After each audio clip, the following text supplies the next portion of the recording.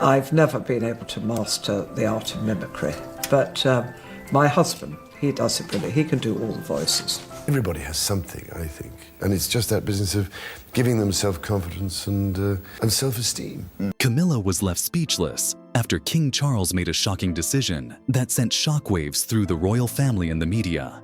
In a move that stunned both his closest confidants and the public, Charles made the unprecedented choice to exclude Camilla from his will, a decision that cast a shadow over their marriage and the future of the monarchy. This bold and controversial step left Camilla grappling with feelings of betrayal and uncertainty, questioning not only her role within the royal family, but her relationship with the king himself. The ripple effects of this decision would echo throughout the palace, stirring emotions and sparking intense debates both inside and outside the monarchy. The royal villa, a symbol of tradition and continuity. The royal villa, a sprawling estate nestled in the heart of the British countryside, had long been regarded as a symbol of the monarchy's enduring legacy. It was more than just a piece of land or a residence. It was a historic retreat that had witnessed pivotal moments in royal history. Past generations of monarchs had used the villa as a sanctuary, a place to escape the relentless pressures of public life, to reflect on the duties of the crown, and to strengthen familial bonds. For King Charles III, the villa was particularly significant. Having grown up surrounded by the grandeur and solemnity of royal estates, he developed a deep reverence for the villa. It was a space where he could reconcile his public duties with his personal reflections, and it stood as a living testament to the continuity of the monarchy. To Charles, the royal villa was more than a personal retreat. It was part of the shared royal inheritance. As the new monarch, he saw the villa as a place that should remain a symbol of unity, serving not just his immediate family, but the institution of the monarchy as a whole. He envisioned the property being used for royal gatherings, family celebrations, and as a venue where the monarchy could showcase its deep-rooted traditions. For Charles, it was important that the villa remained in the hands of the royal family, held as a collective asset, not for any one individual's use, but as a space that upheld the values and continuity of the monarchy itself. Camilla's role and vision for the villa and her Queen Camilla, a woman who had long been a figure of controversy within the royal family. From the moment she became involved with Charles, their relationship had been a topic of public debate. Despite the difficulties and criticisms she faced over the years, Camilla had steadily worked to carve out a place for herself within the royal fold. As the Queen Consort, she took on several responsibilities, one of which was overseeing the management of the royal properties. Her role in this regard had been part of a broader effort to modernize the royal family and adapt its functions to the present age. However, Camilla's approach to the royal villa was far from traditional. Unlike Charles, who viewed the estate as a symbol of shared history and public duty, Camilla began to treat it more like a personal retreat. Her vision for the villa seemed to diverge from the broader principles of monarchy that Charles had always championed. Sources close to the royal family revealed that Camilla had quietly taken control of the estate's management, bypassing some of the traditional protocols that had governed its use for generations. She appointed her own advisors to handle key decisions about the property, and renovations were planned to modernize the villa's interior, reflecting a more contemporary vision of royal life. The most controversial aspect of Camilla's actions, however, was her apparent desire to make the villa more of a private retreat for herself and Charles. The estate, which had long been a shared space for royal gatherings and family events, was now being framed as a more personal sanctuary. Rumors began circulating that Camilla intended to use the villa for her own enjoyment, effectively sidelining the broader royal family. This move, though seen by some as a harmless effort to create a more modern royal environment, struck a nerve within the family, particularly with Princess Anne. Princess Anne, a guardian of tradition. Princess Anne, known for her unwavering commitment to tradition and the royal family's legacy, was quick to voice her disapproval of Camilla's changes to the villa. Anne had always been a staunch defender of the monarchy's history, believing that the royal family's role was not to chase personal indulgences, but to uphold a legacy of service and duty. The villa, to Anne, represented something far more significant than a personal retreat. It was a symbol of continuity, tradition, and the collective legacy of the monarchy. For her, allowing any one member of the royal family to alter the property's use without consulting others was an affront to the monarchy's values. Anne was not one to shy away from expressing her concerns, and she wasted no time in raising the issue with her brother King Charles. Sources close to the family revealed that Anne's frustrations were palpable. She reportedly argued that the villa should not be the private domain of any individual royal. It needed to remain a space that was shared by all members of the family, a site that upheld the institution's values rather than serving as a retreat for personal indulgence. Anne believed that Camilla's actions were undermining the very foundation of the monarchy, and she made her disapproval known to Charles in no uncertain terms. The tension between loyalty and duty. King Charles, who found himself caught between his loyalty to his wife and his duty as monarch, was in a difficult position. He had long supported Camilla, standing by her through the years of public scrutiny and scandal, but as king, he also had a responsibility to safeguard the integrity of the monarchy. The royal villa controversy had placed Charles in a precarious position, one where personal loyalty was at odds with the public duty of monarchy. He knew that the monarchy could not afford to be seen as fractured or divided, especially at a time when the institution was already under scrutiny in a changing world. Charles had always been a monarch who valued stability, and he realized that the controversy surrounding the villa threatened that stability. At the same time, he also recognized that Camilla had been a steadfast partner throughout his tumultuous life. The decision to exclude her from his will, a move that many saw as a way to placate his family and assert control over the monarchy's future, was a painful one for both of them. The decision was a direct result of the tensions that had been simmering within the family for months, particularly concerning the villa. As much as Charles wanted to honor his wife's wishes, he could not ignore the deep divisions that had been created within the royal family, nor could he afford to risk the reputation of the crown. The public fallout. Once news of Camilla's exclusion from Charles's will leaked to the press, the media frenzy reached a fever pitch. The decision became a focal point for royal commentators who dissected the implications of Charles's actions. Some praised him for putting the monarchy first, arguing that his decision showed a strong commitment to ensuring the stability of the crown. Others, however, criticized him for making such a harsh move, especially after all Camilla had endured as his consort. The media was filled with speculation about the reasons behind the decision, with some outlets suggesting that Anne's influence had played a key role in shaping Charles's decision. For Camilla, the public scrutiny was a new level of exposure. She had always been a public figure, but this decision placed her at the center of a royal drama that threatened to overshadow her carefully cultivated image. Her usual poise seemed strained as reporters camped outside royal residences, eager for any sign of her reaction. Inside Buckingham Palace, the mood was reportedly tense. Camilla, known for her wit and resilience, seemed to be grappling with the deep emotional impact of being excluded from the will. While she maintained her public composure, those closest to her could sense a change. Her smiles appeared more forced, and her laughter more measured. She was a woman left questioning her place in the royal family, wondering if all her efforts to fit in and contribute had been in vain. The future of the monarchy. In the wake of the royal villa scandal and Camilla's exclusion from Charles's will, the royal family found itself at a crossroads. Princess Anne, ever the traditionalist, saw Charles's decision as validation of her belief that the monarchy needed to return to its roots, placing tradition above personal indulgence. Yet, as the family navigated this crisis, it became clear that the future of the monarchy would require more than just a return to old ways. The world had changed, and so too had the expectations of the royal family. As for Charles and Camilla, the coming months would test their resilience. Could they repair the fractures that had begun to form between them and the rest of the family? Could they find a way to balance personal loyalty with the broader duty to the crown? For Charles, the stakes were high.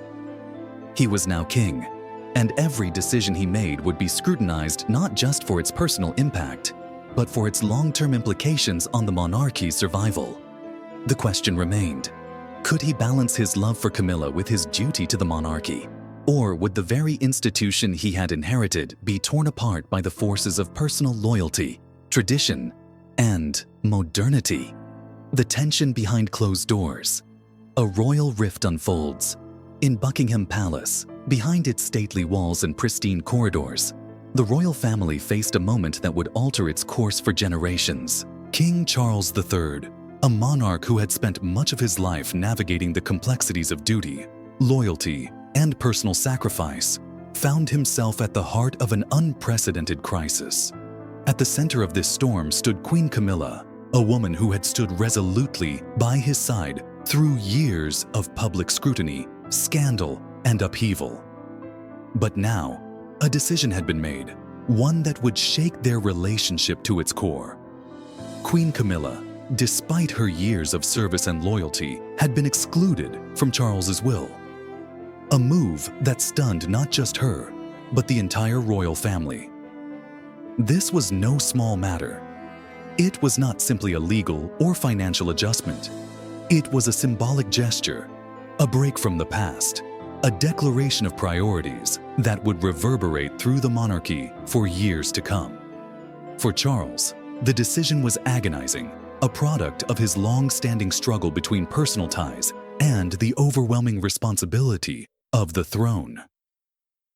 For Camilla, it was nothing less than a betrayal, a public rejection after decades of devotion, sacrifice, and enduring criticism.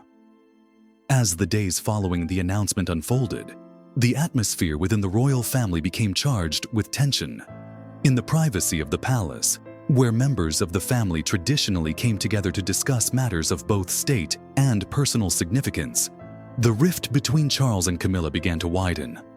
For the first time, there was an undeniable distance between them, a separation that transcended any previous disagreement.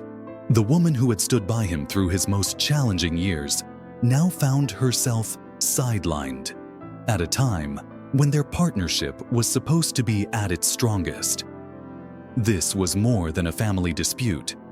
It was a test of Charles's ability to navigate the demands of kingship against the pull of love and loyalty. A legacy under threat. The role of Princess Anne.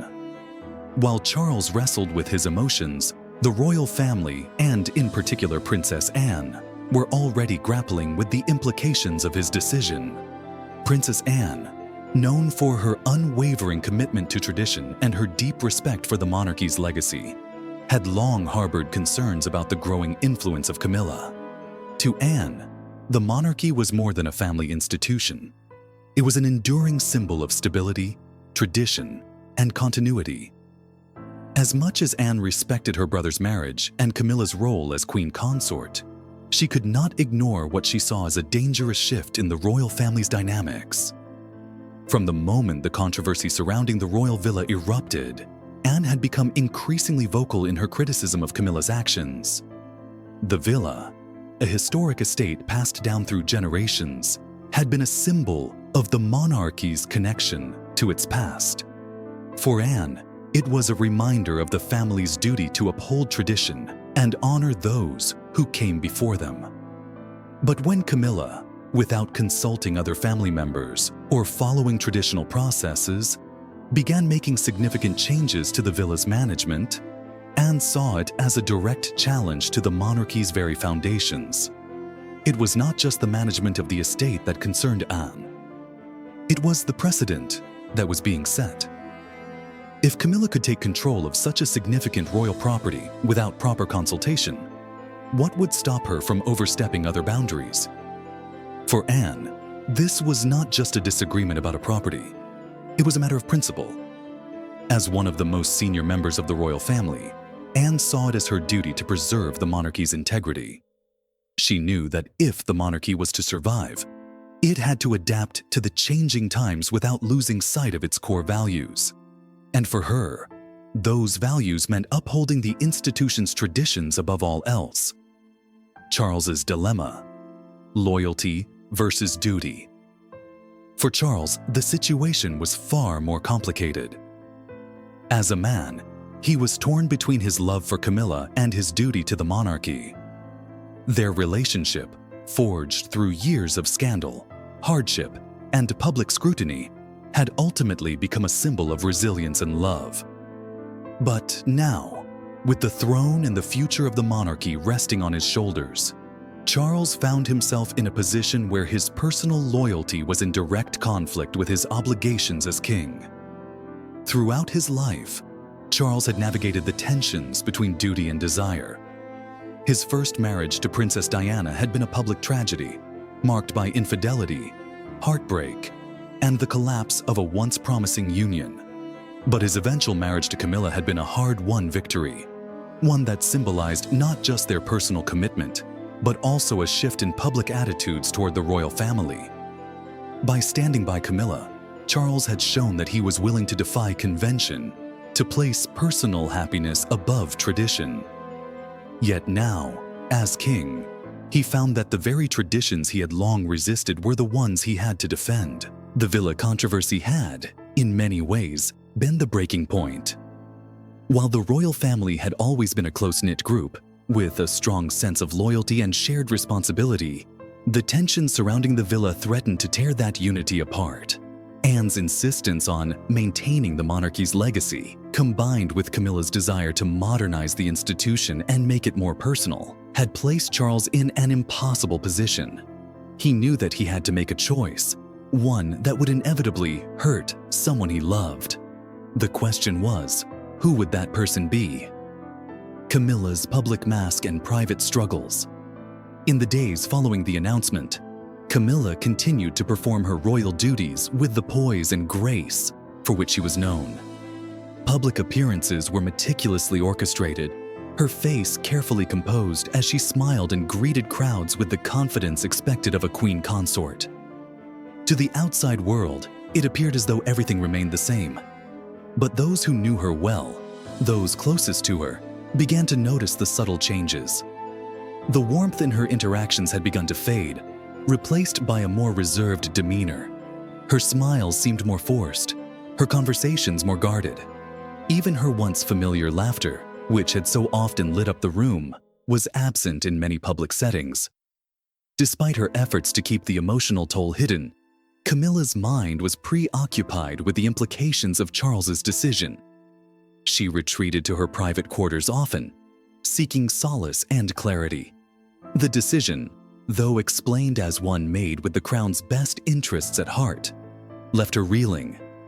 She began to question her very role in the monarchy. Was she truly loved by Charles, or was she merely an accessory to the institution? Had she been reduced to a pawn in a royal game that demanded duty above all else? Princess Anne's complicated role. Princess Anne, Charles's only sister, had long been a voice of reason within the family. She had been the one to caution Charles about the complexities of wealth management and succession, advising him to exclude Camilla from the will in an effort to preserve the integrity of the monarchy. Anne, pragmatic and direct, understood the delicate balance that had to be struck between personal loyalties and the long-term health of the crown. But even she was not immune to the fallout of her advice. Anne, while somewhat relieved that her counsel had been heeded, could not ignore the shifting undercurrents between herself and Camilla. She was acutely aware that her involvement in the decision had likely worsened the tension between the queen consort and the rest of the family. Camilla's perception of Anne had changed, and while the Princess of Wales remained resolute in her belief that the monarchy must come before everything else, she recognized that the decision had irrevocably altered her relationship with Camilla. As Anne confided to a close confidant, this was never about Camilla as a person. It was always about what was best for the crown. In the world of royalty, the personal must often be subordinated to the institutional, and Anne had always placed the monarchy's stability above her familial bonds. But this did not make the choice any less painful. She too was forced to confront the reality that, in serving the monarchy, she may have caused irreparable harm to her familial relationships, Prince William's concern for unity. While Princess Anne remained resolute in her stance, Prince William, the heir to the throne, found himself in a more difficult position. As the future king, he understood better than anyone the weight of the decisions made by his father. But William was a firm believer in the power of family unity. He had always advocated for a united front, understanding that the monarchy's strength lay in its ability to present an image of stability and cohesion to the public. The idea of internal divisions, especially when made public, was something he feared could weaken the institution and diminish public faith in the royal family. In private, William urged his father to find a way to heal the rift with Camilla. His plea was not born out of a desire to disregard the needs of the monarchy, but rather from a genuine concern that the growing tension between Charles and Camilla could prove disastrous for the future of the crown. "We need to move forward as a family," he reportedly said. "The monarchy is stronger when we stand together." But Charles, firm in his resolve, insisted that the decision to exclude Camilla had been made with the future of the monarchy in mind. He believed that, despite the personal cost, he had made the right call. The public's reaction and the media frenzy. As news of Camilla's exclusion from the will spread like wildfire, the public's reaction was swift and divided. The media, always eager for a royal scandal, gleefully dissected every detail of the decision. Some royal commentators lauded Charles for his commitment to preserving the monarchy's stability, viewing the decision as a necessary course correction. They argued that Camilla's exclusion was part of a broader effort to modernize the monarchy, putting its future above the personalities and emotions that often clouded royal affairs. Others, however, saw Charles's decision as a betrayal of his wife. They sympathized with Camilla, who, despite her rocky start in the royal family, had devoted herself to the crown and worked tirelessly to support her husband. For these critics, the exclusion was seen as a cold and calculated move, one that disregarded Camilla's personal sacrifices for the monarchy. Public opinion, as ever with the royal family, was split down the middle. Loyalists to the monarchy were divided, with some supporting Charles's tough decision, while others felt sympathy for the woman who had been so often vilified by the press. The future of the monarchy. As the royal family adjusted to the fallout, the question of the monarchy's future remained a looming one.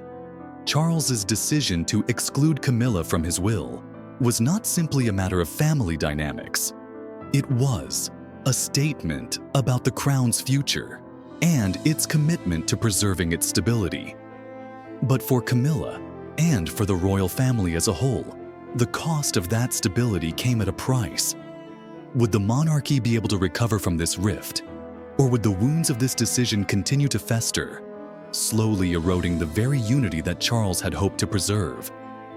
As the months passed, it became clear that the fallout from this decision was far from over. In the eyes of the public, the royal family remained a spectacle, one that now faced the difficult task of reconciling the demands of tradition with the realities of modern relationships. And for Camilla, this moment marked a turning point, a test of her resilience and her ability to navigate the harsh, often unforgiving world of royal life. Whether or not her relationship with Charles could truly recover from this decision remained to be seen. But one thing was clear: the future of the monarchy would never be the same.